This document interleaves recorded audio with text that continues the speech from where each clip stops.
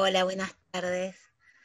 Un placer volver a ser parte de este espacio y gracias por la convocatoria, Anabela, Mariela, y por la confianza. Retomando un poco la actividad que hicimos el año pasado para poder dar lugar a los talleres, pensando en el enfoque del diseño universal para el aprendizaje, pensando en la planificación diversificada, pero en definitiva, pensando en la diversidad, porque en definitiva lo que estamos trabajando es eso, ¿no? Cómo planificamos pensando en todos. Más allá del enfoque, digo, el enfoque nos encuadra, nos da un marco. Acá lo más importante es lo que me pidieron para hoy, es las bases, ¿no? El cambio de mirada. Yo puedo trabajar, y más adelante lo haré en los talleres, con estrategias y abordando todo lo que hay a disposición para poder hacer estas planificaciones lo más diversificado posible, enriquecida en todos los aspectos, pensando la virtualidad, pensando la presencialidad. Pero si no cambio la mirada del otro, si no entiendo que planificamos pensando a todos, ¿no? A todos y cada uno, y que esa diversidad no tiene que ver con esa intervención individualizada que muchas veces hacemos en nombre de la inclusión, lo que termina segregando, el resultado va a ser el mismo. Yo, si planifico de esta manera, pero yo estoy pensando en el techo del otro, las dificultades del otro, lo que se me juega como representación del otro a la hora de planificar, puedo usar muchas estrategias, pero el resultado va a ser el mismo. Muchas veces terminamos perdiendo a nuestros estudiantes en estas trayectorias, ¿no? Este recorrido, justamente porque lo cultural, lo histórico nos atraviesa y en algún lado va a colarse y va a aparecer en nuestra propuesta, ¿no? Y los va a dejar afuera. Lo digo con conocimiento de causa, porque estudiando mucho, involucrándome mucho, fundamentalmente teniendo mucha experiencia en esto, a veces mis presentaciones no son tan accesibles, ¿no? Y de hecho soy un desastre, tengo que decirlo así, con el lenguaje inclusivo. Digo, miren todavía todo lo que hay que recorrer, cada uno tiene que revisar. Eso que yo lo tengo claro y no tan claro. ¿Por qué? Porque me crié en otra época, porque me atravesaron otras cuestiones culturales, ¿no? Familiares, que si bien luego la vida me pone cara a reconocer de qué se trata el otro, todo el tiempo tengo que hacer una construcción y una deconstrucción de mi discurso para poder mejorarlo, enriquecerlo y realmente dar cuenta de qué hablamos cuando hablamos de inclusión. Entonces, voy a presentar, lo digo, me habilito las dudas porque me persigo mucho con esto de que abran la propuesta a todos en la virtualidad, que está buenísimo, pero que en este lugar estoy haciendo un recorrido, entonces voy a retomar ideas de inclusión, me voy a repetir y van a ver algo de lo conocido si es que me están siguiendo.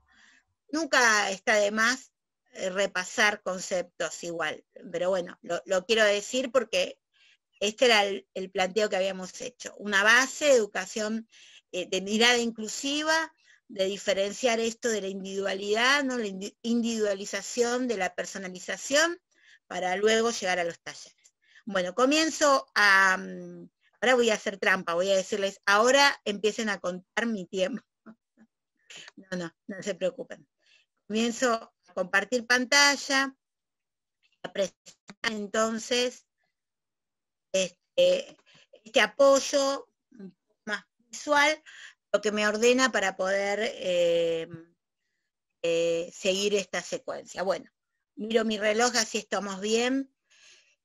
Primero vamos a pensar de qué hablamos cuando hablamos de inclusión, ¿no?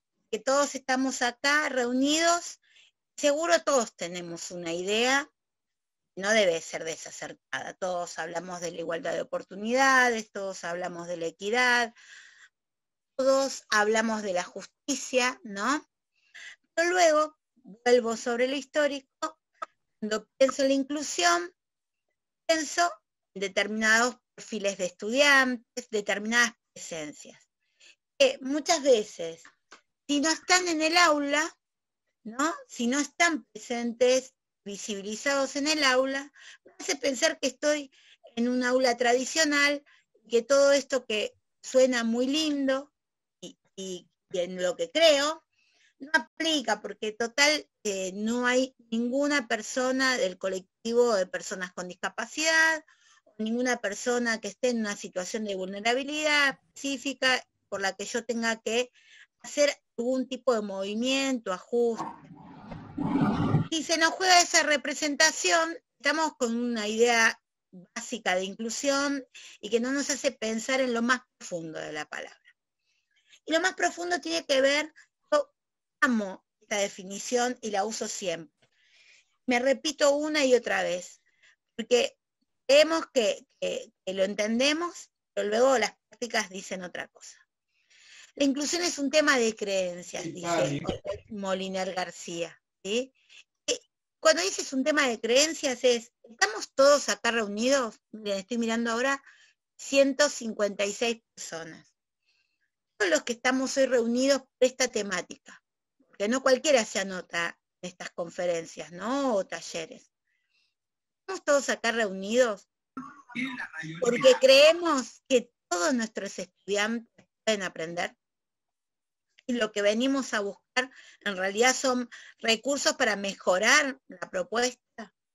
O estamos acá reunidos porque hay determinados estudiantes que me interpelan hasta los huesos y me hacen pensar cómo voy a hacer para que aprenda, o que me hacen pensar que es imposible que lleven adelante este recorrido en cualquiera de los niveles donde estamos participando. Y ahí está la respuesta. Dice Odette, no, inclusión es creer. Yo creo que todos pueden aprender, ¿sí? Y habla de la confianza, ¿no? O sea, creo y confío que va a aprender, no dudo de eso. Cuando yo confío, el otro le generó confianza, porque la relación, y repitieron en más de una oportunidad, Anabela y Mariela, repitieron la palabra amorosamente. Me encantó, ¿no? Le decía, me hace acordar a Scliar, justamente habla de esto, ¿no? Y de este alojar. Genero confianza, lo hago sentir en confianza, ¿no? Lo alojo, esa confianza que le doy es creo en vos, y también tiene que ver los entornos seguros de aprendizaje que ahora vamos a desarrollar. Eso hace que nuestros estudiantes confíen en sí mismos, ¿no? Pero la base es creer. Si yo llego al aula, miro a un estudiante y digo, ¿cómo vamos a hacer? ¿Va a poder o no va a poder? ¿No? Me pasa en más de una oportunidad en la escuela. Los docentes dicen, pero este estudiante no, como más severo, ¿no? Aparece esa palabra de lo severo o complejo, más problemático. Como, trabajamos en inclusión, sí, pero determinados estudiantes, no. Bueno, entonces, no estás hablando de inclusión. ¿Creemos o no creemos? Esa es la base para trabajar en inclusión. Hay que creer que todos pueden aprender. Lo que dice Odette Moliner García, y dicen todos los expertos en inclusión, ¿sí? ABC de educación inclusiva, es que todos no pueden aprender lo mismo al mismo tiempo de la misma manera. Lo digo más despacio, Marcela. Todos no pueden aprender al mismo tiempo, de la misma manera, lo mismo. Y ustedes decís, lo tenemos, ya lo sabemos, es así. Pero vamos con el mismo texto, vamos con el mismo video, ¿no? Sacamos la diferencia de algunos. Dice Scliar, el que no se ajusta a lo que esperamos, ¿no? ¿Por qué? Porque vamos, y podría citarles a Terici, vamos una representación del otro, como una trayectoria teórica, dice, ¿no? Nosotros sabemos que trabajamos bajo supuestos, trayectorias teóricas, perfiles de estudiantes, y vamos a esperar a esos perfiles. Y el que no se ajusta, bueno, es el diferente, ¿no? Cuando en realidad lo que no reconocemos es que somos todos diferentes. Entonces, tengo que creer, tengo que creer que todos pueden aprender. ¿Sí? Agrega, esto no viene acá a discusión, agrega el tema de las familias, ¿no? Como tienen que creer también, entender el recorrido que hacen. Yo hoy no voy a desarrollar ese tema, pero también dice algo muy importante, los estudiantes tienen que creer que pueden aprender. Ahí está asociada esta idea de la confianza, ¿no? ¿Por qué? Porque muchas veces somos nosotros mismos la propuesta, los vamos frustrando, los convencemos que no pueden, se asumen como fracasados, ¿no? Entonces son esos estudiantes que te dicen, no sos vos, profe, a mí no me da la cabeza, ¿no? Vos está todo bien, para que genere menos culpa cuando te entrega la evaluación en blanco. Se asumen como fracasados, ¿no? Estamos hablando, no están confiados en sí mismos, no confían, porque el ambiente no es de confianza. Esta misma definición de Odette, yo la encontré en otra, digo, para pensar otras formas de decir lo mismo, base de la diversificación, ¿no? Encontré en esta caracterización que hace Daniel Brailovsky del maestro, ¿no? El año pasado, en uno de sus vivos, está el artículo en internet, hablaba del maestro anfitrión, ¿no? Y del maestro arquitecto. Decía que, bueno, a veces somos maestros arquitectos que nos ocupamos, ¿no? Y nos preocupamos por el diseño. Porque también teníamos que ser un poco anfitriones, ¿no? Dar la bienvenida, alojar, esa amorosidad de la que estaban hablando Anabela y Mariela, ¿no? Porque eso es un acto amoroso, es un acto de amor educar, ¿no? Y eso genera esa confianza, un ambiente de confianza. Miren, vamos a hablar justamente del diseño como ambiente de confianza. Miren cómo a través de otros autores voy llegando a ese contenido tan específico que es la planificación diversificada. Hay algo que tenemos que poner de base en esto de, bueno, creemos que todos pueden aprender, no hacemos inclusión, o hacemos un como sí, o podríamos decir hacemos integración, ¿no? No es lo mismo.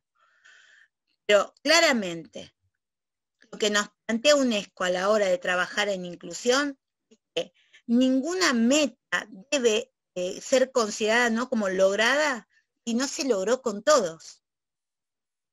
Entonces, lo que nos interpela es, en esto de si creo a medias, lo que me tiene que interpelar es que no llegue con todos.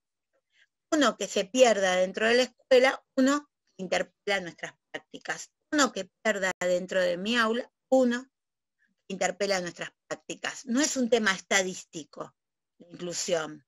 No es porcentajes exitosos. Porcentaje exitoso es que todos llegaron. Ese es el éxito en inclusión. Si no, bueno, ISCO nos dice, si no es un proceso, todo el tiempo revisemos, ¿no? Desde la gestión decimos, Nicastro dice, revisitemos la escuela, revisitemos las prácticas para poder mejorar. Bueno, de eso estamos hablando. Si estamos hablando de inclusión, todos nuestros estudiantes tienen que llegar, ¿no?, a esa promoción. Bien, ¿qué más? Claramente hay distintas formas de pensar la inclusión, ¿no? Ainscow, Booth, como los referentes más grosos, ¿no?, de inclusión educativa, nos hablan de una tipología, digamos, 6 formas de concebir la inclusión. Les voy a decir dónde estoy parada para seguir esta presentación. Habla de la preocupación por el alumnado específico con discapacidad, ¿no? En algunos países se los etiqueta como personas, ¿no?, estudiantes con necesidades educativas especiales, los alumnos NEE, ¿no? Por otro lado, la inclusión como respuesta está la expulsión disciplinaria, o en relación a colectivos específicos que están en situación de riesgo de exclusión. Yo voy a hablar de la escuela para todas, pero me quedo con el último punto. Inclusión como un principio fundamental de la educación y de la sociedad. ¿Por qué me quedo con este último punto? Porque la inclusión para mí es un estilo de vida. Claramente vamos a hablar de inclusión y de una sociedad inclusiva que empieza a gestarse donde está absolutamente relacionado en la escuela. La escuela es la que va a habilitar una sociedad inclusiva, ¿no? Es en la escuela donde podemos naturalizar las presencias de todos. Entonces podemos ver al otro, ¿no? Poner la diferencia como un valor, no como un tema marginal, y UNESCO no es un tema marginal, ¿no?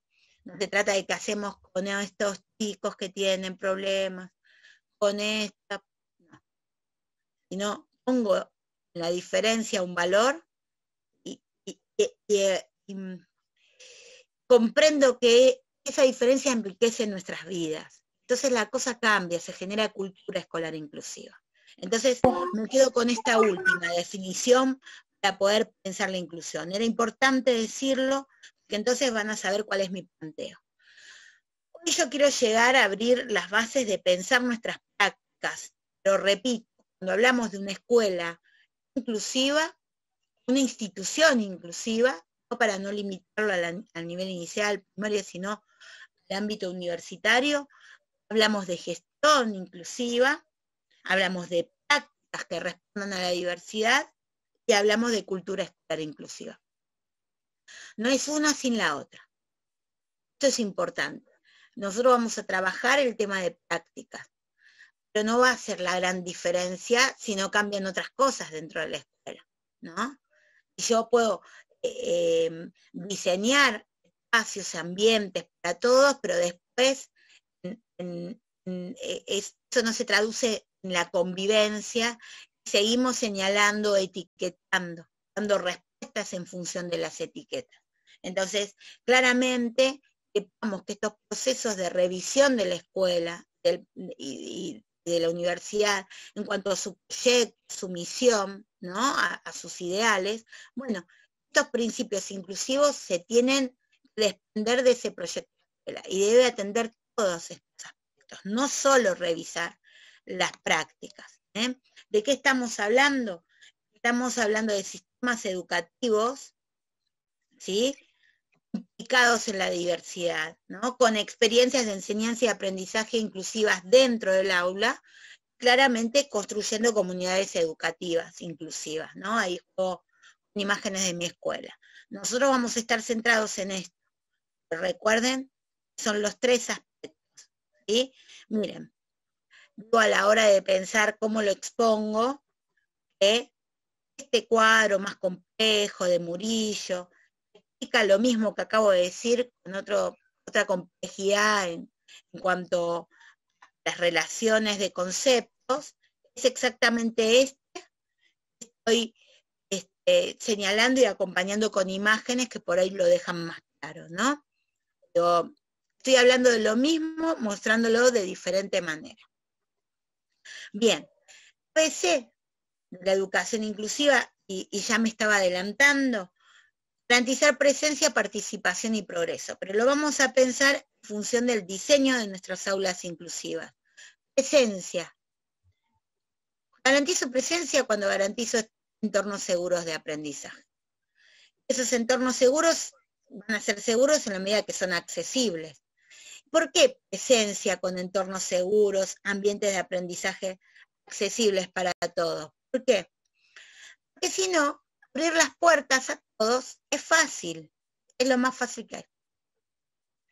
El tema es que todos, todas, todes, estén dentro de la escuela aprendiendo, dentro de la universidad aprendiendo. Entonces, que los tenga sentados frente a mí en un aula, o que los tenga atrás de estas ventanitas de Zoom, de Meet, de cualquier otra plataforma virtual, no garantiza real presencia. algo que en la virtualidad nos interpela mucho, no activan sus cámaras ni el micrófono, y nos preguntamos si están ahí, ¿no? Es un interrogante que atraviesa a todos los docentes. Bueno, ese preguntarse si están ahí, la presencialidad no aparecía.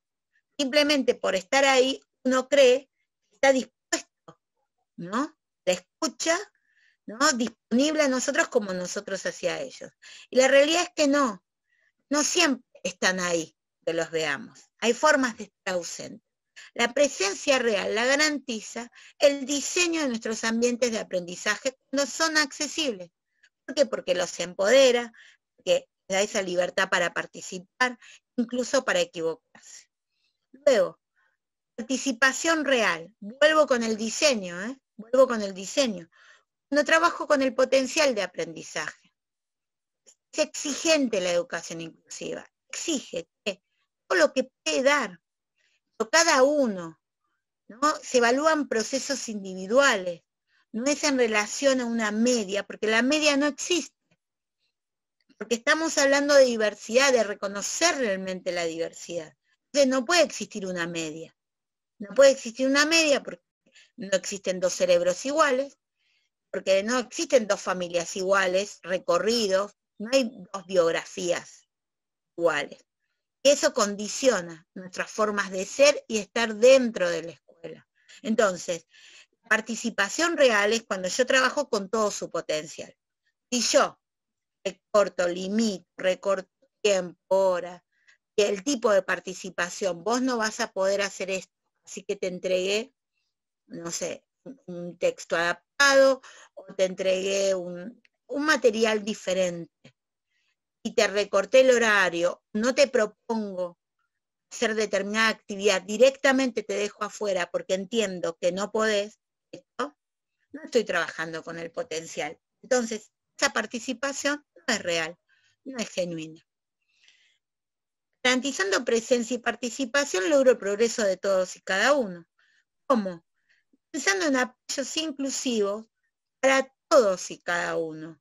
No estamos hablando de llegar y en nombre de la inclusión, buena voluntad, buenas intenciones, hacer un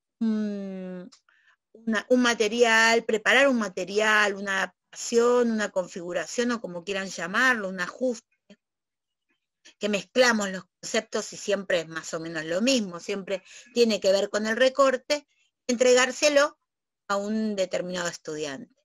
Eso no es hacer inclusión. Ahora vamos a hablar de qué paradigma estamos hablando. Claro, estamos en esta realidad compleja en todos los niveles, en todos los niveles. Queremos trabajar pensando la escuela del futuro, la escuela que trabaja respondiendo a la diversidad en cuanto a sus estilos de aprendizaje, a sus preferencias, o como diría Carol Tomlinson, también a sus aptitudes, ¿no? Pero luego nos encontramos en la virtualidad, que es el gran condicionante para pensar, ¿cómo se hace la virtualidad para responder a la diversidad, ¿no? Las pantallitas me los devuelven iguales. Y además, la otra situación, el contexto de donde vienen, donde nosotros estamos entrando a la intimidad del hogar, las casas, no todos tienen los mismos recursos, ¿no? E incluso ni siquiera a veces podemos llegar. Entonces esto todavía hace mucho más compleja pensar la posibilidad de hacer real la respuesta a la diversidad de todos, diseñar realmente aulas inclusivas.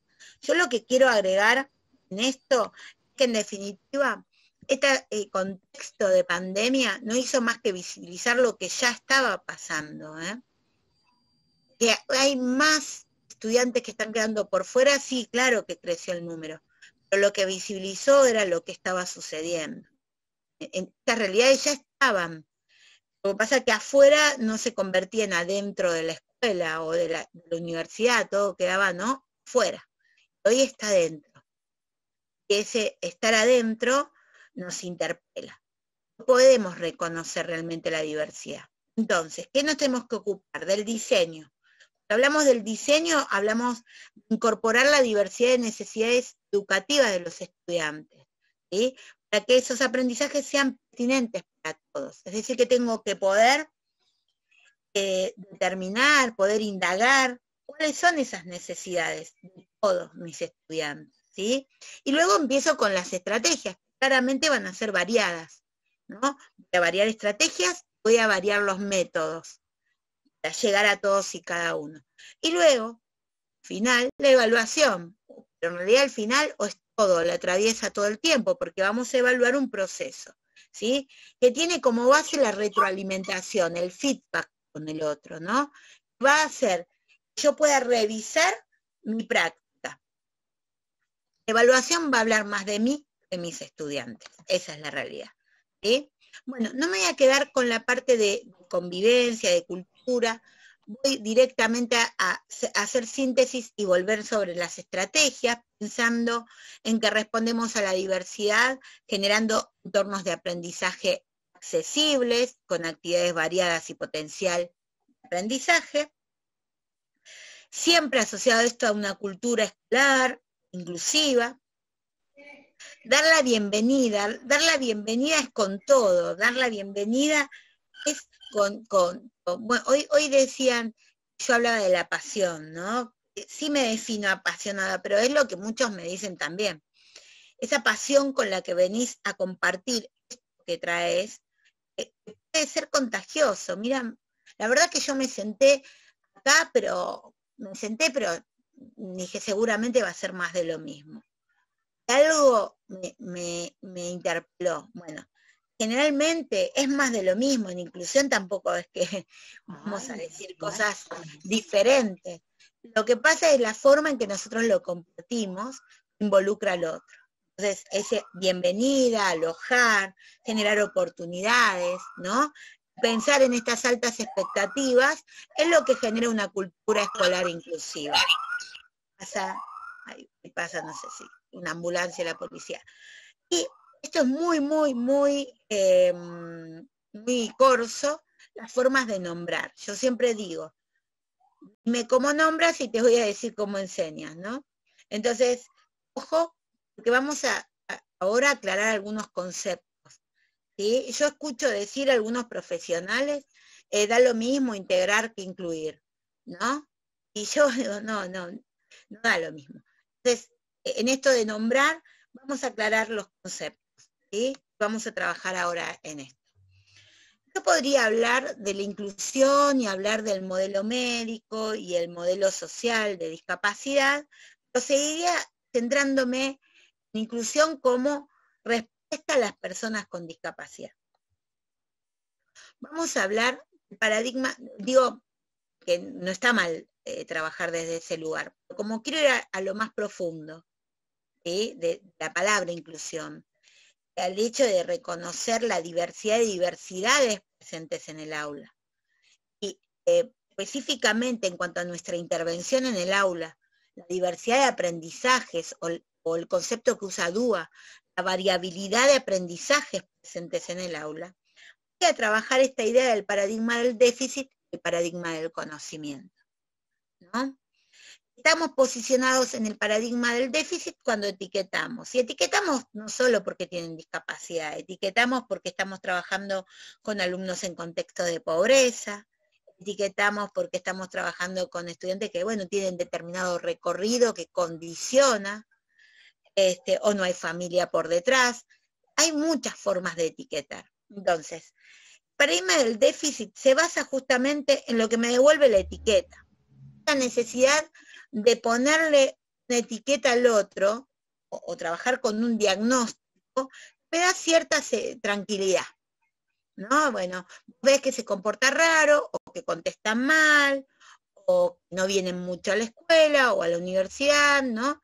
Y digo, bueno, ¿qué tiene? Y el que tiene puede implicar que tiene en cuanto a alguna dificultad de aprendizaje, algún tipo de discapacidad, o el que tiene en cuanto a su historia de vida. Necesito que me digan qué para poder avanzar, ¿no? Y yo vuelvo sobre el paradigma del déficit. El que tiene, me ubica siempre en un techo. El que tiene se me juega a mí una representación y van a aparecer los techos. Que es el conocimiento que tenga yo del otro el que va a habilitar. Si yo me quedo con una presentación de etiqueta y no entiendo que esa persona es en un contexto, entonces no siempre la etiqueta va a responder a lo que yo pienso que puede dar. Bueno, la voy a dejar alojada en esa etiqueta y no voy a generar oportunidad de aprendizaje. ¿Por qué? Porque voy a pensar en daños específicos que tiene, y ese daño puede ser un daño neurológico, ¿no? O puede ser un daño, no sé, subjetivo, ¿no? Con cuestiones de personalidad, porque no tiene familia, porque viene de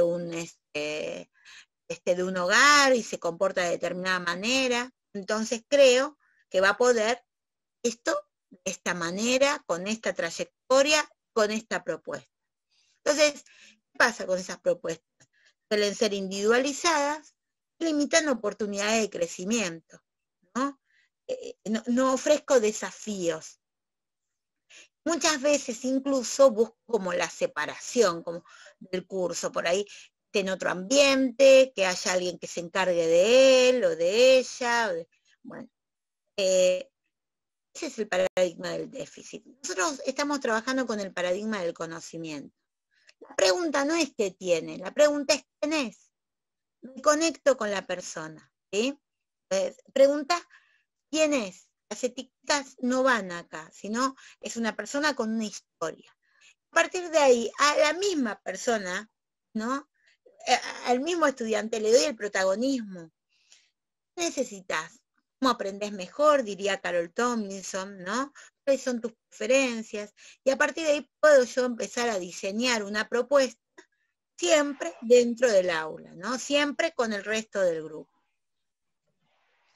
Entonces, José Blas García lo dice de otra manera. Dice, bueno, si trabajas con la individualización, vuelvo al paradigma del déficit, ese trabajo termina siendo segregador. ¿Por qué? ¿Qué dice José Blas García? Porque termina adaptando el currículo y acomodándolo al techo de la persona, ¿no? En nombre de la necesidad lo acomodo, porque necesito un resultado específico. ¿En función de qué? Del diseño curricular. En cambio dice, cuando personalizamos, nosotros trabajamos con el potencial, que no hay techo. Empodera al alumno, que voy por el potencial de aprendizaje, ¿sí? Y entiendo como objetivo la necesidad de cada uno de mis estudiantes y el diseño curricular como un medio. Y acá lo que es clave, ¿no? Él dice, lo que nosotros tenemos que reconocer es esa ecología del aprendizaje del alumnado. Tan sencillo y tan claro. Estamos frente a una ecología del aprendizaje de todos mis estudiantes. ¿Qué quiere decir? Yo llego al aula y tengo que reconocer cómo aprenden cada uno de ellos. Eso es responder a la diversidad. En términos de educación, eso es responder a la diversidad.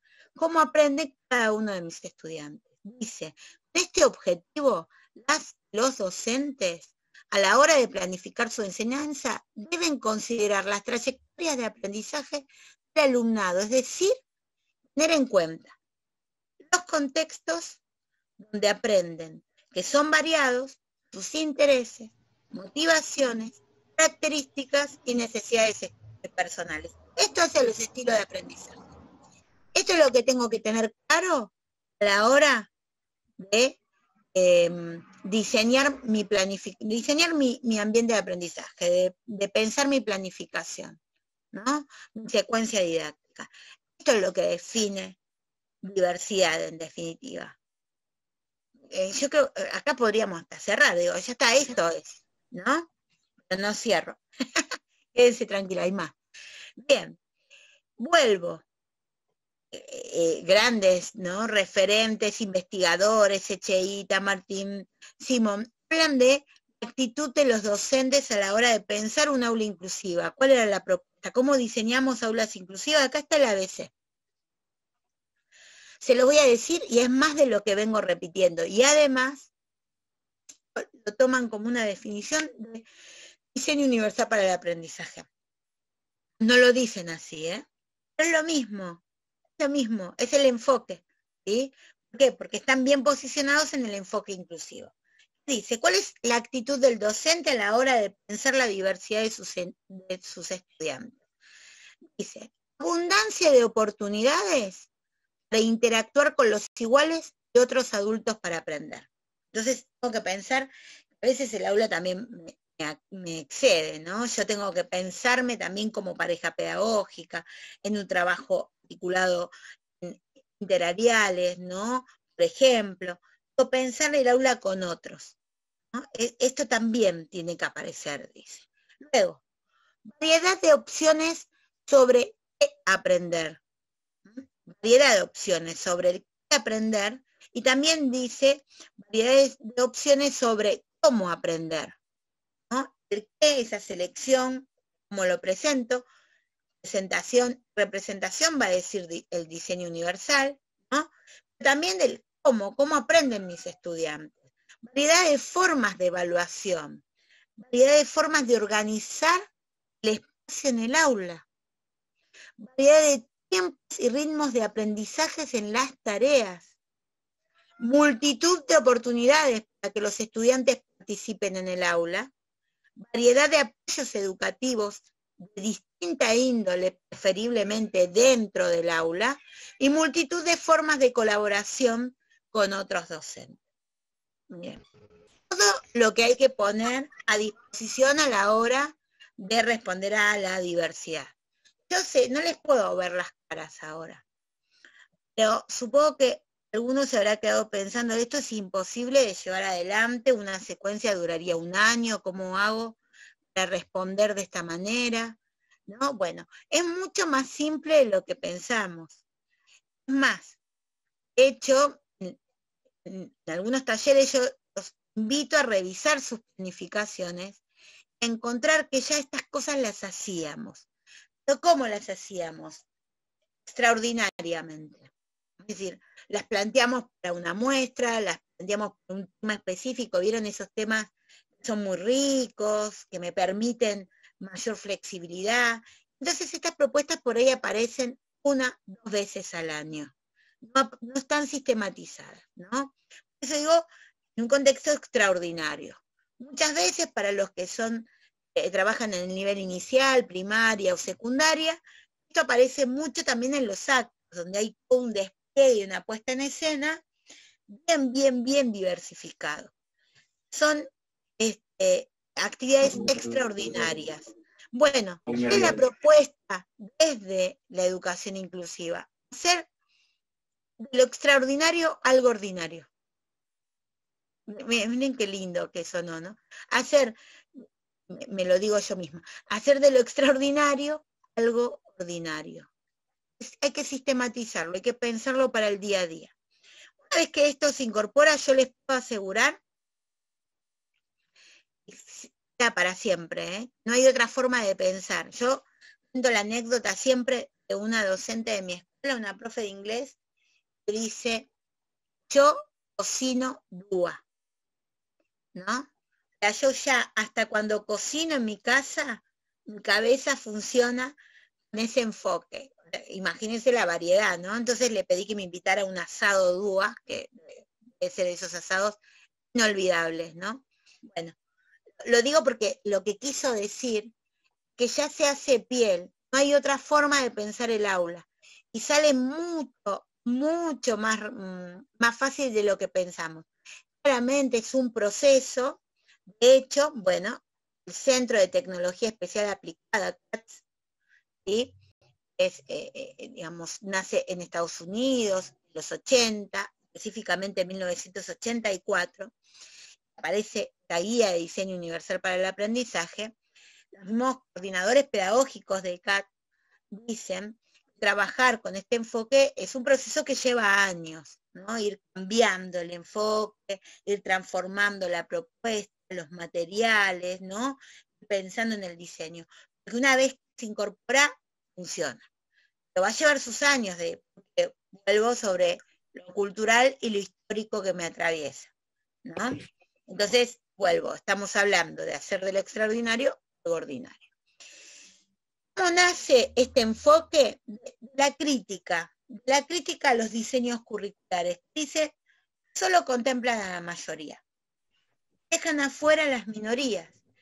Y cuando hablamos de minorías, habitualmente pensamos, bueno, los que no pueden. No, no. Deja afuera tanto los que tienen problemas de aprendizaje como los de altas capacidades. Si no encajan, vuelvo sobre ese que no se ajusta, dice Scliar, ¿no?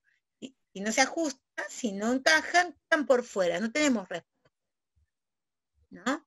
Entonces dice, esos diseños curriculares se elaboraron con un imaginario, es el alumno promedio, que nunca existió el alumno promedio, no es que de ahora se puso de moda, sino que históricamente el sistema educativo argentino y mundial perdió alumnos, se pierden durante el proceso, se pierden muchos estudiantes en todos los niveles, ¿no? Lean el último informe de UNESCO sobre inclusión, que salió en junio del 2020, ustedes van a ver las estadísticas previo a la pandemia, la cantidad de estudiantes que no terminan ni siquiera el secundario, la primaria, que uno piensa no puede ser, se da. Y claro, esos números se modifican con la pandemia, ¿no? Se crecen, pero digo, antes de la pandemia. ¿Por qué? Porque los sistemas educativos no son inclusivos, que los diseños curriculares no piensan a todos, porque llegamos al aula y pensamos, esto es contenido de la primaria, estás en la secundaria y les decís, esto lo tenías que haber visto en la primaria, esto lo tenías que haber visto el año pasado, el anteaño pasado, yo no lo voy a repetir. Entonces trabajamos con esa media, solo una representación. No reconocemos que no hay una persona que aprende igual a la otra, dice el diseño. Nuestras formas de aprender son tan singulares como nuestras huellas digitales. Si son tan singulares como nuestras huellas digitales, ¿cómo pretendemos dar la misma clase para todos? Entonces, dice, reconocemos esa diversidad, ¿no?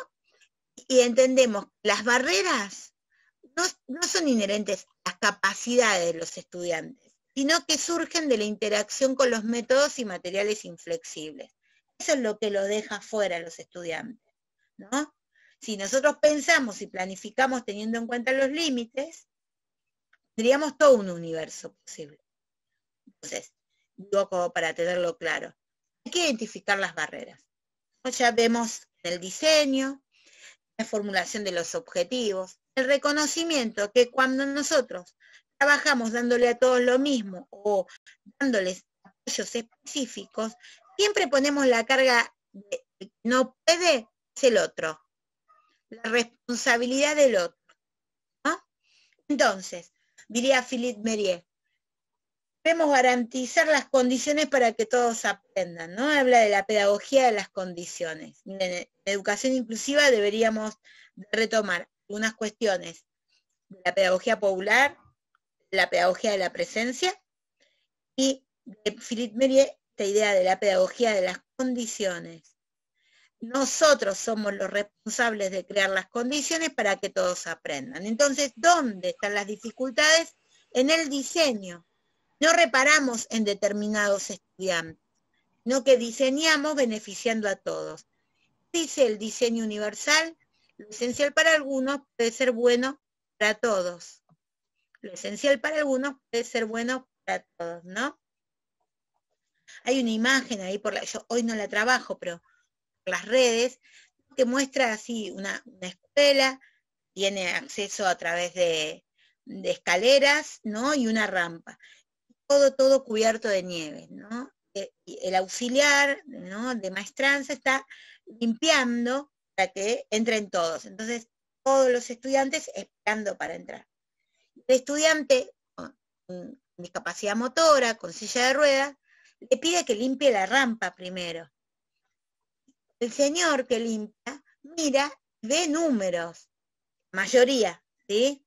La mayoría va a acceder por las escaleras. Entonces, ¿qué dice? No, primero limpio las escaleras, la mayoría, luego limpio la rampa, esas vos. Él le contesta, pero si limpias la rampa, entramos todos. Eso es lo que no podemos ver, ¿entienden? Cómo crear rampas cognitivas, ¿no? Rampas de acceso, ¿no? Rampas que garanticen el aprendizaje de todos. O quédense con esa metáfora porque está a mí me parece que es súper acertada, ¿no? Bien, seguimos entonces, hablando y ya me va cumpliendo el plazo. Entonces, hablamos del diseño universal para el aprendizaje. Cada alumna y alumno trae al aula una mochila llena de sus conocimientos previos. Sí, sí, Silvana, es ABC, claro, sí. Pero nunca los tenemos en cuenta. Nosotros damos por sentado que deberían saber trayectorias teóricas, supuestas, porque están en determinado año, ¿no? Ciclo, nivel. Esos conocimientos previos, si los indagáramos, ¿no? Los resultados, digo, de nuestra propuesta serían otros. Sus inteligencias, hablando de inteligencias, podríamos estar hablando de inteligencias múltiples en este sentido, tiene que ver con que todos pueden aprender, pero no lo hacen de la misma manera. Sus intereses, sus motivaciones, sus ritmos de aprendizaje, experiencias de vida, ¿no?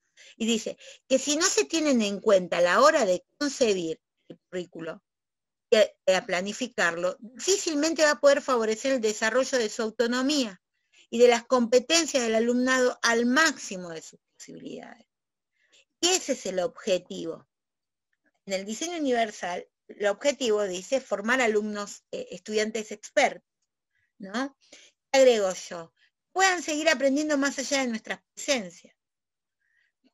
Una gran dificultad en tiempos de virtualidad, donde no es lo mismo estar en el aula y donde sabemos por determinadas cuestiones que los chicos no se pueden conectar, no podemos dar esta clase así. Bueno, ¿qué pueden hacer? Pueden igual garantizar que pueden aprender la propuesta más allá de nuestras presencias. Eso lo agregué yo, no dice el enfoque, esa es mi lectura del enfoque. Entonces, el diseño universal de aprendizaje, DUA, se trata de pensar en las necesidades de todo el alumnado. Se trata de diseñar currículos, los materiales, los métodos, los entornos, considerando todas las dimensiones de las necesidades educativas de todo el alumnado, de manera que se pueda proporcionar apoyo a cada uno de los alumnos de forma tan apropiada y consistente como sea posible. Y estoy como arranqué, porque creo todo lo que tiene esta presentación es que dije lo mismo todo el tiempo, pero de diferentes maneras. Eso es aplicar el enfoque del diseño, ¿no? Bueno, siguiendo a Tomlinson, yo ahora me perdí con la hora, si me dicen cuánto me queda, cuánto me estaría quedando, porque era la hora. 10 minutos, Silvana, aproximadamente. 10 minutos, vamos bárbaro. Dale, sí, lo cierro bien entonces. Cuando pensamos esto de, bueno, pero ¿cómo vamos a hacer y cómo va a ser el diseño? Yo les recomiendo antes de entrar a trabajar específicamente el enfoque del diseño, como un punto, digo, para trabajar anterior, les recomiendo a Carol Tomlinson porque para mí fue como la que me despertó esta idea de pensar la enseñanza diferenciada. Luego, el enfoque vino a completar esta mirada, ¿no? Entonces, Carol Tomlinson tiene varios. Hay un libro que se descarga por internet, que es El aula diversificada, ¿sí? El que yo uso mucho siempre como base es el de estrategias para trabajar con la diversidad en el aula. Hay dos. Pero bueno, hay más, Carol Tomlinson, ¿sí? Entonces, ella habla de ese flujo que nos va a permitir este tema de la autonomía del estudiante como protagonista, de la diversificación de la propuesta, teniendo en cuenta que nos pide ella. Aptitudes, preferencias, intereses, ¿sí? Ella nos propone planificar así. Y entonces, dice, bueno, si vos diseñás esas intervenciones teniendo en cuenta un momento inicial donde el docente presenta, propone y consensúa con sus estudiantes, ¿no? Cómo seguir, cómo abordar la propuesta.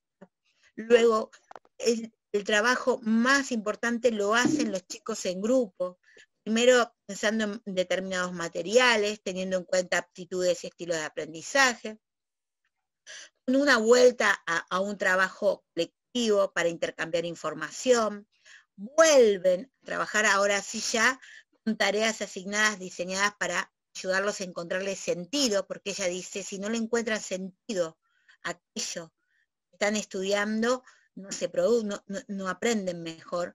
Dice, y la clave es trabajar con diferentes niveles de complejidad y distintos ritmos. Para eso, una nueva propuesta de organización de los estudiantes. Otra vez, en conjunto, revisando ideas, ¿no? Ampliando a través del intercambio, y ahí dice, bueno, ahí sí ya los ponemos a resolver situaciones problemáticas, ¿no? En grupo.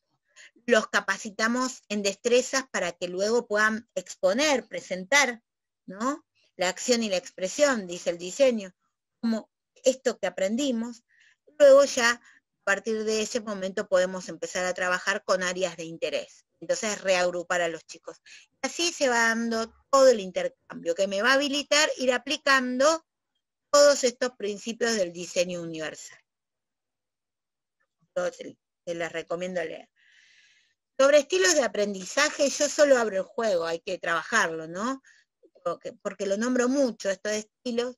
Algunos critican la corriente de estilo de aprendizaje porque entienden que no se puede estar todo el tiempo entrando por el estilo que lo caracterice y solo haciendo propuestas según su estilo. Lo que dice la corriente de estilo de aprendizaje es que entramos por el estilo de cada uno de mis estudiantes, pero todos los estilos están presentes en nosotros. Tenemos preferencias de unos sobre otros.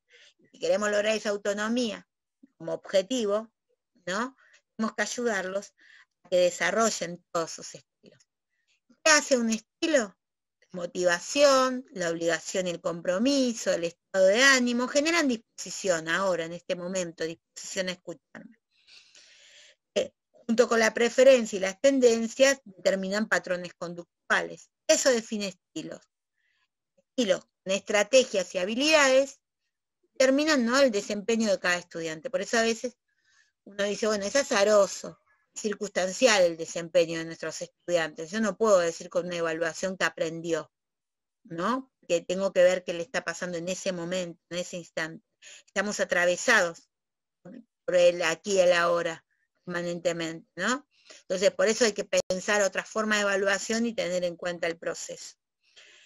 Podemos hacer, bueno, diversificar propuestas, a una mismo dictador, diferentes formas de expresión de nuestros estudiantes, ¿no? Entonces, vamos a trabajar con, no sé, literatura, vamos a leer determinado libro, bueno, y el trabajo es en función de la lectura, una lectura dentro de la escuela, una lectura sincrónica, en fin. ¿Cómo los chicos pueden compartir, o los estudiantes pueden compartir esto que aprendieron? ¿No? Uno puede decirles, bueno, determinen en un organizador gráfico, personajes principales, ¿no? La trama, el nudo, el desenlace. O bien, aparecen estas cuestiones que las están viendo en la foto. Libros desplegables, puedo compartir una historieta y explicar exactamente el contenido, puedo trabajarlo, depende de ese contenido, a través de una historieta o a través de registros fotográficos. Yo trabajo lo mismo, cada estudiante puede compartir esto que aprendió de manera distinta, o a grupo, bueno, esto depende de cómo lo trabajen, ¿no? Pensar también, esto ya ahí para, igual ojo que en la universidad se pueden hacer tantas cosas, digo, el diseño nos propone crear materiales, ¿no? También volver a esto de la manipulación, de la necesidad de tocar, y sobre todo en estos tiempos de virtualidad que necesitan mucho desconectarse de las máquinas, poner las manos en la masa. Las profesoras crearon aquí un susurrador de poesía, por ejemplo, implicó que los mismos chicos crearan el susurrador y luego pudieran habilitar esa lectura que a veces los estudiantes no quieren hacer en público, se sienten inhibidos, no comparten sus producciones.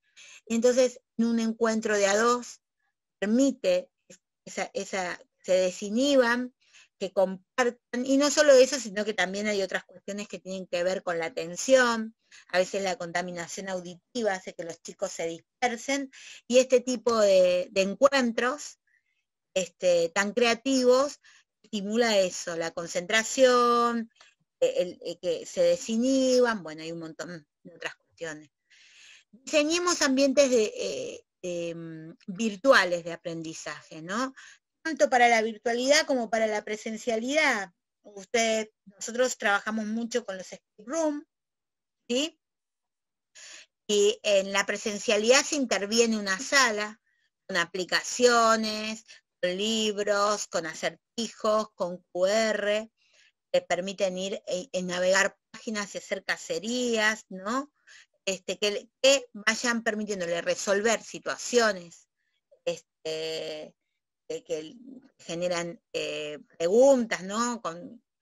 Y que una vez que las resuelven les permiten escapar de la habitación. Esas mismas propuestas se hacen en la virtualidad también. ¿Y qué permite? Permite diversificar. Un escape room permite trabajar de manera diversificada. ¿Por qué? Miren, acá están trabajando, acá escucha y se ve a la profesora, yo lo voy a describir después, sé que es muy cortito y lo describo, ¿sí? Ahí tenés que elegir la canción. Respondan a la consigna, profesora. Respondan. Tienen que nombrar las palabras esdrújulas. ¿Cuáles son? Ahí. Bien. ¿Qué estaban haciendo? Los profesores estaban interviniendo, en este caso era la biblioteca, con propuestas. Los llevaban a buscar libros, leer un párrafo, no llegar al capítulo, a la página, al párrafo, y a partir de ahí aparecía resolver un acertijo, en esa lectura comprensiva, que los llevaba a un juego o a una cacería como la que están haciendo, y entonces esto hace que tengan diferentes propuestas para un mismo contenido o en un trabajo interarial, en este caso era un interarial, en la que el grupo, todo el grupo que participa del escape room, tenga la oportunidad de liderar, ¿no? Porque esto también hace la educación inclusiva. Entonces, lideran porque van cambiando los roles, ¿por qué? Porque algunos son súper tecnológicos y enseguida se bajan las aplicaciones y resuelven, y otros van más por la lectura, y otros trabajan muy bien con la resolución de los juegos o poner las manos en acción. Hace que todos tengan ese rol de líder, y eso es muy interesante. Y otra cuestión que puede ayudarlos mucho para trabajar entrando en este enfoque, en este enfoque de diversificación sin entrar en duda, ¿sí? Pero sí trabajando con nuestros estudiantes en cuanto a empoderarlos y que reconozcan cómo aprenden, que es justamente las rutinas de pensamiento. Hacer visible el pensamiento, un libro de Editorial Paidós, por ejemplo, donde tienen las 21 rutinas, también las encuentran por internet. Tal vez trabajando las rutinas, ustedes puedan empezar a mechar la diversificación, y no solo eso, sino ayudar a los chicos a que ellos mismos descubran cómo aprenden, ¿no? Y potencien eso. La evaluación, como enseñamos, evaluamos, con lo cual estamos hablando de, trabajamos con juegos, trabajamos con imágenes, trabajamos con herramientas tecnológicas, ¿sí? Bueno, se apela mucho a la creatividad, el trabajo en ABP, los Snapchat, las nubes de tag, el trabajo con Instagram, sobre todo para lo que es el nivel medio, que cuesta tanto en los Zoom, en los Meet. Dar la clase por un vivo de Instagram es una gran oportunidad con los estudiantes, que ahí sí interactúan y mucho porque es su medio. Y a veces se los puede invitar incluso a sumarse en ese vivo. Los podcasts, bueno, las cacerías de las que les estaba hablando. En definitiva, este era solo abrir el juego. Recuerden que lo demás viene en el taller, esto era solo un ABC. En definitiva, ¿cómo lo hacemos? ¿No? ¿Cómo se responde a la diversidad? Y acá termino, bueno, termino con esta imagen que me encanta de la escuela. Pensando en todos y cada uno. Estos son todos y cada uno: la silla, los distintos tipos de bicicleta, la silla de ruedas, ¿no? Las distintas formas de ser y estar dentro de una escuela. Eso es responder a la diversidad y eso es trabajar en educación inclusiva. Creo que cumplí con el tiempo. Perfecto. Perfecto. Gracias, Silvana. Acá en el chat te comento que hay muchos cálidos y amorosos saludos para vos, gente que dice que te sigue, que es un placer volver a escucharte nuevamente, incluso compañeros, colegas desde Uruguay, dice, desde la Universidad de la República, identificando con mucho placer que estamos en sintonía también allá, así que primero, gracias por la exposición y bueno, transmitirte todos estos calurosos saludos. Y si te parece, comparto con vos algunas de las preguntas que nos están haciendo en el chat, en relación sobre todo a, bueno, una de ellas pregunta particularmente sobre la desmotivación que se observa hoy en los adolescentes en el trabajo virtual y a la virtualidad, que a veces también se traslada al aula. ¿Qué opinás vos ahí? ¿Cómo trabajar, digamos, en relación a este aspecto, ¿no? De motivación, desmotivación, virtualidad? Bueno, ahí en el enfoque del diseño lo primero que se trabaja es eso, ¿no? Como lograr comprometerlos, implicarlos en este proceso de aprendizaje, y nada es si no es en contexto. Entonces, y algo que trabajo todo el tiempo, hoy vengo de una reunión así, de estas, donde sigo poniendo sobre la mesa el contexto, me parece tan evidente, no lo es a la hora del trabajo en el aula, ¿no? Es esto que nos tiene a nosotros tomados, pensemos, estamos con miedo, hemos sufrido pérdidas, tenemos miedo por personas que nos rodean, o nosotros mismos, o nuestros hijos, vaya a saber las historias de cada uno de nosotros respecto a este contexto, la situación económica, nos tiene tan tomados, también nos hace que todo sea más pesado, que nos cueste todo más. Solo pensemos en nosotros adultos, ¿no? En esta situación. ¿Qué les está pasando por la cabeza a nuestros estudiantes? Adolescentes, niños también, jóvenes, sobre esta situación que los tiene tomados. Hay realidades económicas que los lleva de frente a, bueno, no, ¿a qué voy a estudiar esto? Tengo que ver si salgo y consigo una changa para trabajar, o me preocupa, tengo que atender a mi abuela con la que me mandaron a vivir en este periodo porque no puede estar sola y no podemos estar yendo y viniendo. Entonces de golpe familias se separan para lograr una mejor convivencia y todos sus miembros atendidos. Y uno dice, ¿cómo haces que le pase la escuela? ¿No? Bueno, lo primero que nos tiene que pasar es que tenemos que pensar en el vínculo pedagógico, pero ese vínculo pedagógico no se da si no está ese vínculo social. Entonces, esta idea de la amorosidad y del alojar y de la confianza tiene que ver con esto de conocer tu vida, de conocer lo que te está pasando y de fortalecer los lazos con la escuela y fundamentalmente, si hablamos de adolescentes, entre ellos como grupo. Esto se nos escapa en las escuelas. Digo, como me preguntaron adolescentes, voy a responder pensando en la secundaria. Pero aplica, aplica. Pensemos en una secundaria, prácticamente el grupo en sí mismo se conoce en quinto año, en este contexto. ¿Por qué? Porque los grupos del año pasado, la virtualidad los desmembró. Este año están en burbujas, ¿no? Entonces piensen, los primer año no se conoce, los de segundo año no se conocen tampoco porque apenas habían entrado el año pasado, pasaron a la virtualidad. Los de tercero se mezclaron porque entraron a las orientaciones, así está, ¿no? En todo el territorio argentino es así. Entonces, tampoco llegaron a formar grupos, quiere decir que el cuarto año que tengo hoy tampoco se conoce en pleno. Y los chicos son plena relación y encuentro. Entonces, llegan a la escuela, no hay vínculo entre ellos, no hay grupo, que es lo que los va arrastrando, ¿no? Hay una situación de tristeza atrás de esos barbijos, que hay que cuidar distancia, que hay que cuidar protocolo. Nos tiene tomado el tema de la acreditación de saberes, porque promocionaron pero no acreditaron, y nos estamos olvidando de lo más importante, que es el ser humano. Ese es. Entonces, si ustedes me dicen, lo primero que trabajaría sería esa conexión con el ser humano, su realidad, y el vínculo con la escuela, con sus compañeros, primero porque son adolescentes, ¿no? Y están en tribus, y esas tribus arrastran, si no hay tribu no arrastra nada, y entonces de golpe dejan de venir, no se conectan porque no hay confianza, que cómo voy a decir algo a ver si se ríen, porque no tengo confianza.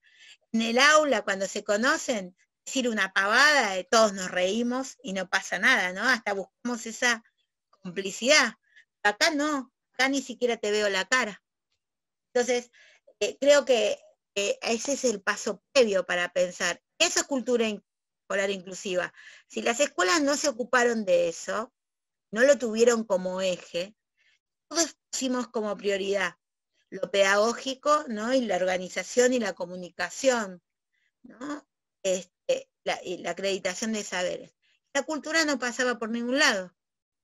Digo, en reuniones y capacitaciones el año pasado los ponía a votar, nunca aparecía cultura escolar inclusiva. Y yo les decía, tiene que ser primero, que lo demás no va a suceder. No va a suceder si no están vinculados con la escuela. ¿Entienden? Pueden estar, pero están desmotivados. Y sin motivación no aprenden. No sé si respondí o generé más preguntas y dudas, puede ser también. Las dos cosas me parece, lo cual viene bien en ambos sentidos. Acotan acá algunas compañeras y compañeros que pensando en la universidad, es decir, desde el punto de vista de los docentes, dice cómo hacemos estos trayectos cuando tenemos 100 estudiantes en una estructura de la universitaria, y otra compañera lo dice desde el punto de vista de los estudiantes en la universidad. Cómo hacer que el estudiante sea protagonista, siendo ella es estudiante de medicina, decía, cómo hacer que los estudiantes seamos protagonistas de estos procesos. Es práctico, cómo colaborar con el docente también para que esto sea posible. Sí, bueno, hay experiencias. En una universidad de Bogotá, no me viene, yo creo que es de ciencias naturales, ahora la tengo siempre presente y en este momento no me sale la facultad. Tiene la experiencia de trabajar con los estudiantes, con los perfiles de aprendizaje. O sea que entran y les toman toda una batería de test que no son psicométricos, que no es nada. De hecho, en un congreso, todos los que participábamos pasamos por esas baterías y todo, ¿no? Determinan nuestras formas de aprender de acuerdo a cada uno de esos test. Son distintos, con distintos enfoques, ¿no? Desde las neurociencias, la teoría de hemisferios, de cuadrantes, y así cada enfoque. Les dan, a su vez, las herramientas para reconocer, según el perfil que les dio, cuáles son sus fuertes, dónde están sus desventajas. Entonces, eso de reconocerme como aprendo, ayuda también a posicionarme dentro del aula. En esta experiencia de la universidad, esas listas perfiladas recibían los docentes, ¿no? Está documentado, yo podría pasarles el artículo que presentó la universidad en ese congreso. Y entonces los docentes reciben esa lista de sus estudiantes perfilados, y también con estrategias, cómo pensar la dinámica, ¿no? De acuerdo a los perfiles que tienen. Es interesante porque te corre de pensar determinadas trayectorias, porque la primera pregunta es, ¿pero cómo se hace con 100 estudiantes pensando cada trayectoria? No, piensen en formas de aprender. Me involucro con esa forma de aprender. Entiendo que esas formas de aprender están condicionadas por historias de vidas y ritmo. Pero yo puedo anticipar, llegar al aula pensando a todos, sabiendo que no aprenden de la misma manera. Y va a aplicar, ¿por qué? Porque si yo tengo en cuenta, miren, que me cuesta rápido y desacelero, ¿se dieron cuenta? Bueno, tenemos eso, que por momentos nos olvidamos, y otros que necesitan su tiempo, ¿no?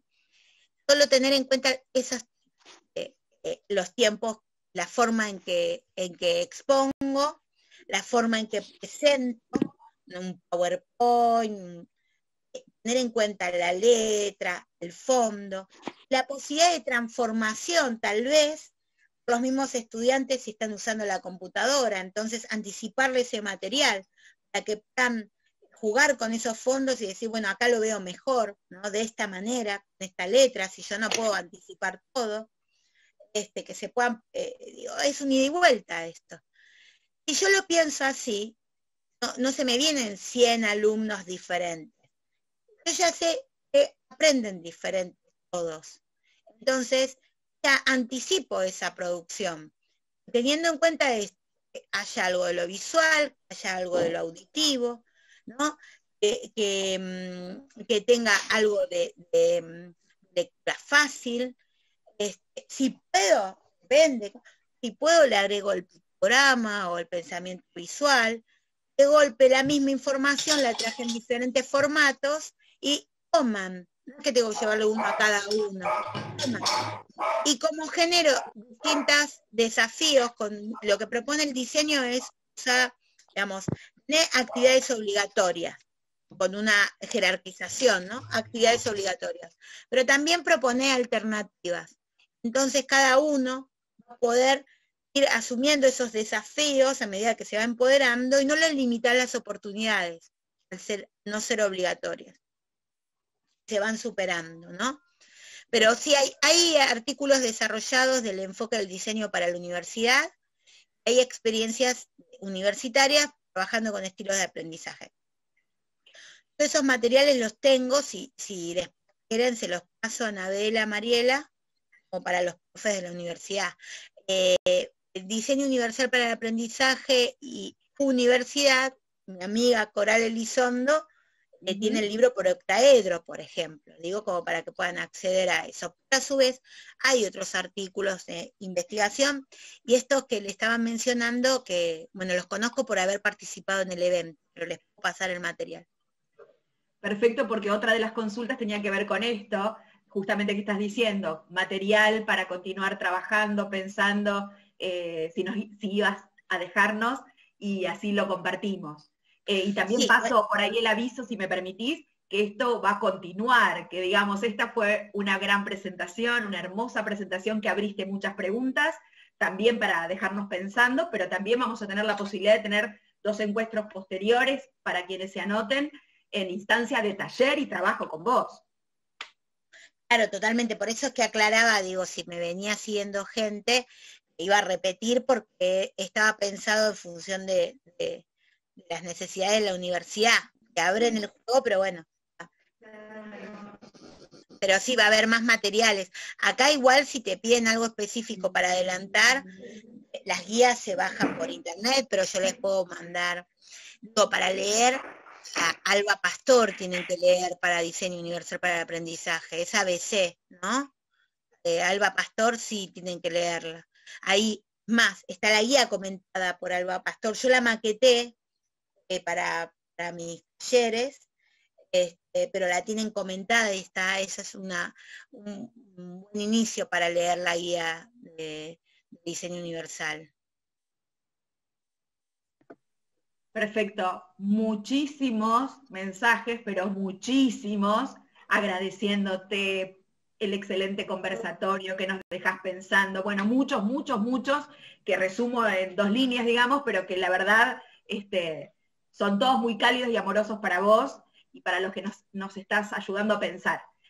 Una compañera, que es una persona con discapacidad auditiva, dice que estudió en primer y segundo año de la facultad en Santa Fe, y que una de las grandes dificultades que tuvo es que en la mayoría de las escuelas, dice, los otros estudiantes tienen mayor interés en la lectura, y eso fue mi dificultad en el primer año de la universidad, que tuve que leer mucho lenguaje técnico, cumplir con tareas, y eso se le complicó. Dice, un problema que tuve es que yo en la escuela no me inculqué en la lectura.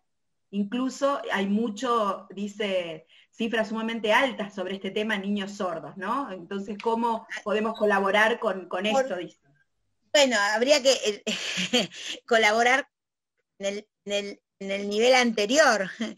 Ahí vuelvo, pero qué buena intervención. Porque eso tiene que ver con las oportunidades de aprendizaje. El hecho de que no tuviera este entrenamiento, si querés, digo, en la lectura, por la representación de la persona sorda, ¿no? Claramente, y si uso lengua de señas, sabemos que hay otra forma de comunicar, ¿no? Otra estructura para decir lo mismo. Entonces, con esos prejuicios, limitamos y acotamos en esto de hacer inclusión, que termina siendo una adecuación, que le genera este vacío a la hora de entrar a la universidad, ¿no? Es como cuando en discapacidad intelectual, viste, en primer grado no apostás a la alfabetización. Yo siempre digo, no apostás, yo no digo que lo vayas a lograr de entrada, porque cada chico es un mundo, porque tampoco lo logras muchas veces con chicos que no tienen ningún tipo de dificultad. Entonces digo, pero si vos ya le pusiste el dibujito para pintar, ¿cuándo crees que se va a alfabetizar? ¿No? Hay gente que dice, ¿cómo puede ser? Llegó a 4º grado y no sabe leer ni escribir. Yo digo, ¿cuándo le dieron la oportunidad? Porque todos van pasando y nosotros tenemos la fantasía que en algún momento ese chico, esa niña, ese niño, va a madurar, va a ocurrir mágicamente. Pero no es magia, somos nosotros. Y le quitamos, y claro, después vienen las interrogantes. ¿Puedo dar el mismo título que a los demás? ¿Es legítimo este título? Bueno, si hubo un vaciamiento de contenidos, claro que tenés que... Ahora, si se garantizó accesibilidad es otra cosa. Pero si hubo un vaciamiento, eso lo dicen muchos estudiantes. Yo tengo ahora, en breve se recibe abogado el primer estudiante que entró de la mano de mi gestión. No era el primer estudiante con discapacidad en la escuela. Pero sí, cuando yo llegaba a la vicedirección hace 14 años atrás, él hacía ya el ingreso para el primer año con nosotros. Un genio, con parálisis cerebral, ¿no? Un genio. Pero ¿qué pasaba? Ni siquiera le habían aconsejado ir a la secundaria, a la primaria. Yo, cuando lo escuchábamos hablar y escuchábamos sus intereses, y veías la capacidad de lectura que tenía por intereses propios, nos preguntábamos cómo es en la primaria. No le dieron la oportunidad por la representación de la parálisis cerebral. Él mismo decía, en la primaria me integraron, me vaciaron de contenidos. Nadie apostó a mí. Nadie me dio la oportunidad de demostrar lo que puedo. Entonces era un empecinado a que lo dejen hacer, y aunque sea, bueno, de última me sale mal, pero déjame probar, si no, no aprendo. Que no aprendo si no me dejas. Y ese es el tema, ¿no? Entonces sí, claro, esto que te pasó se podría prevenir justamente si yo trabajo con el enfoque de la diversificación, ¿no? Ahí está la clave. En el caso tuyo, ahora, ¿cómo se resuelve? Porque, bueno, hay es de lectura fácil que se podría, yo creo que ahí puede estar la apuesta, ¿no? Ahí yo siempre la mano recomiendo... del DUE. Sí, del DUE, claro. Pero en lectura fácil yo les recomiendo una gente que quiero muchísimo. No le estoy haciendo chivo porque vendan nada, porque no venden, que son las chicas de Visibilia. Entren a Visibilia, la página de Visibilia, y no solo, descargan ya libros para otros niveles, ¿no? Por ahí todavía no hay para la universidad. Están avanzando mucho, y ya descargan libros en lectura fácil, pero tienen ahí el ABC. Ellos también hacen talleres de lectura fácil que son gratuitos, que llenan rápido. Pero digo, ahí hay todo, yo se las recomiendo, ¿no? Como Yo para... Bueno, yo un poquito, perdón, Ana, ya te doy, porque solo para cerrar, tomo lo que Marcos, un querido compañero de la Universidad Nacional de Entre Ríos, pone en el chat, que dice: el gran desafío es lograr que la accesibilidad académica sea transversal a todos los niveles del sistema educativo. Que podamos encontrarnos en un espacio como este para compartir preocupaciones comunes es muy auspicioso, ¿no? Me parece que somos muchos los que estamos preocupados por esto, y encontrar estos espacios, muchos agradecen que esto sea abierto, gratuito, justamente para juntar fuerzas, preocupaciones y salidas. Totalmente, totalmente. Qué bueno ese aporte. Es así, en realidad nos tiene que unir esto, ¿no? Para ser coherentes, porque si no fue pasando así, el nivel inicial claramente tiene todas las condiciones. A veces cuando me llaman para hablar en el nivel inicial digo, ¿para qué? O sea, es la lógica del nivel inicial. No tiene sentido que vaya ahí, ¿no? Es la lógica. Tiene todas las condiciones. Luego avanzó en la primaria y la secundaria no hacía nada, ¿no? Porque, bueno, no van a llegar. Se encarga la primaria que no lleguen. Hoy estamos en otra realidad, ¿no? Y están en todos los niveles. Por suerte. Tenemos, voy a parafrasear a Blechmar, tenemos el problema que queríamos tener, es que estuvieran todos, ¿no? El problema que representa que estén todos, es el problema, quienes militamos en inclusión, es el problema que queremos tener. Estemos acá, reunidos, porque no sabemos cómo, porque tenemos estos pibes, me fui, ya no soy académica, tenemos estos pibes que no sé cómo aprenden y cómo los voy a tener acá. Buenísimo, bienvenido, es el problema que queríamos tener, ¿no? Yo siempre digo, con los mejores, cualquiera hace un gol. Totalmente. Yo, primero en un paréntesis para que todos se queden tranquilos y tranquilas, que les vamos a estar acercando, porque como se pudieron inscribir para acceder a esta conferencia, tenemos sus correos, así que después vamos a seguir el contacto con Silvana para que nos pase todas estas recomendaciones, bibliografía, y se las vamos a hacer llegar. Así que para que se queden tranquilos. Por otro lado, me quedo pensando y anotando un montón de cosas, sobre todo algunas categorías que me resonaban y que seguramente le resuenan a todos, esto de la idea de inclusión y que para vos es un estilo de vida, ¿no? ¿Qué necesidad que sea para todos un estilo de vida, ¿no? La inclusión me parece muy necesario. Y también a lo largo de la conferencia y con las preguntas, me quedo pensando que siempre le damos la vuelta a pensar la educación, por un lado, con la escuela, el nivel inicial y medio, y por otro lado, la universidad como muy alejado. Y me preocupa un poco esa mirada, digo, porque creo que hay que pensar en los procesos educativos, ¿no? Y en esto que vos decías, si hoy ya tomo la inclusión como estilo de vida, pienso en la diversidad de aulas, bueno, no va a ser tan complejo en la universidad, ni para 10 ni para 100, ¿no? Así que esas palabras como que me resonaban. También lo de la inclusión como creencia y como confianza, digo, la necesidad de confiar en el otro, que claramente lo mostrabas en un ejemplo, la poca confianza que hay en el otro que aprende, en el otro que requiere de otro tiempo, y por supuesto que hoy se hace mucho más complejo con esta distancia que nos generó la pandemia. Digo, tenemos la necesidad de encontrarnos, de estar más cerca, porque también ahí en ese vínculo se genera confianza, y bueno, creo que hay que reconstruirlos de esta manera, de encontrarnos así, de un diálogo más franco, ¿no? Por eso me parecía que era importante también presentarte desde ese lugar, ¿no? Y presentarnos todos desde ese lugar, por más que estemos en la universidad, en la academia o en la escuela. Encontrarnos con otro par, y que todos estamos aprendiendo en esto. Así que bueno, me parecía sobre todo fundamental poder recuperar esa idea y sumamente impactante de pensar en esto, que la inclusión tiene que ser un estilo de vida para poder abordarla. Es que, Anabela, si no, todo el esfuerzo que hacemos todos, los protagonistas, primero, ¿no? Y todos los que vamos acompañando ese proceso, cualquiera de los niveles, luego los arrojamos a un abismo, porque ¿qué pasa? si no cambia la mirada de la sociedad. ¿Ustedes me están escuchando?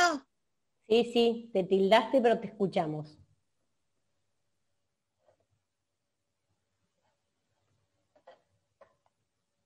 Ay, no, capaz que tengas unos problemitas de conexión. Listo. Igual vamos a esperar un ratito para, a lo sumo, para ver si se puede volver a conectar y recuperamos a Silvana ya para dar un cierre porque estamos también en hora. ¿Qué pasó? Ahí creo que te volviste, Pero me fui y volví sola. ahí te tenemos, bárbaro. Si querés retomar Me la quedé idea. hablando solita, Anabela. No, decía y cierro, que los arrojamos a un abismo, porque ¿qué pasa a la hora de salir con un título y no poder encontrar trabajo, ¿no?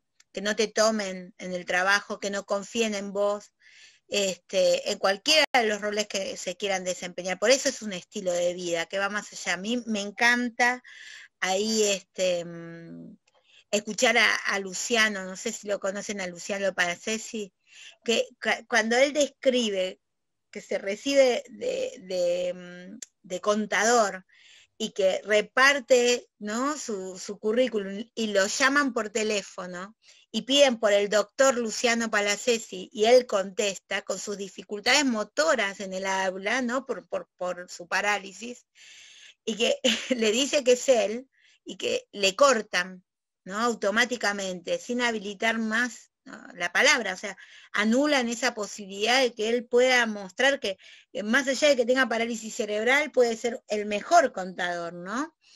Bueno, a eso me refiero, es un estilo de vida. Se tiene que respirar inclusión.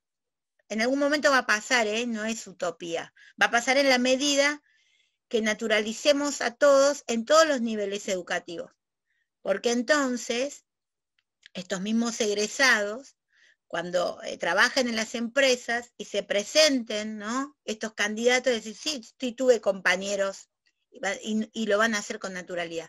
Pero si no los visibilizamos en el sistema educativo, en todos los niveles, y claro que no se va a naturalizar. Ese es el tema. Entonces ahí estamos con una deuda como sociedad que tenemos que saldar y lo tenemos que empezar a hacer dentro de las escuelas y de las universidades.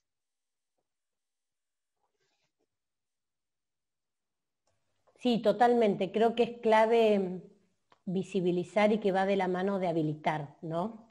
Empezar a habilitar esos espacios.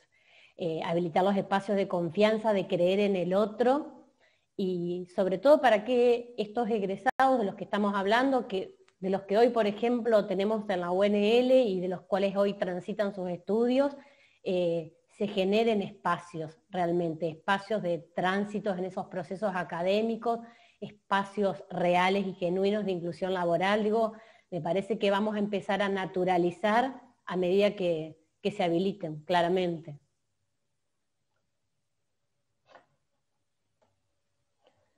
Ahí siguen preguntando por el material bibliográfico. Yo para ir cerrando también, y quédense tranquilos todos y todas que tenemos sus correos, porque los fuimos recibiendo a medida que se fueron inscribiendo, que después Silvana nos va a pasar toda la bibliografía de lo que habló, también la presentación, así que vamos a socializarlo.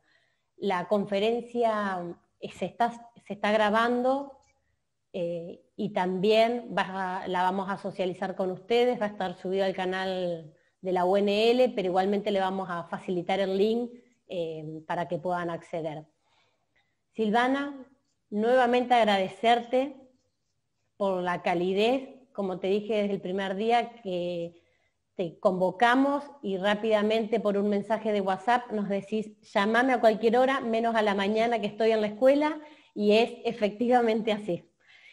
Así que gracias por eso, porque me parece que está bueno que uno también transmita ese vínculo, ¿no?, tan necesario. Gracias por el tiempo, por la oportunidad de seguir aprendiendo con vos y entre todos. Gracias a todos los que se sumaron, porque la verdad que por ser la hora seguimos con más de 100 participantes, que esperamos seguir teniéndolos para motivarlos, para seguir con este interés en trabajar en esta temática, donde vamos a abordar, como les decíamos, junto con Silvana, espacios más prácticos, ¿no? Para poder repensar y resignificar todo esto que nos venía hablando Silvana. Así que gracias, Mariela, no sé si quieres mencionar algo más, pero de mi parte, muchas gracias a todos y a todas. Gracias a todos, en particular a Silvana, obviamente, y a todos los que están acá, todos y todas los que están presentes. Nos queda a nosotros el compromiso de continuar estos espacios para que esta deuda que tenemos sea cada vez menor. Por lo menos cuanto más nos sumamos a hablar, a pensar, a problematizar estas cuestiones, más va a ser más sencillo respirar aires de inclusión, como decía Silvana. Así que muchas, muchas gracias, y estamos en breve sumando las invitaciones para los próximos eventos. Gracias, gracias a todos. A vos, gracias. Nos vemos pronto.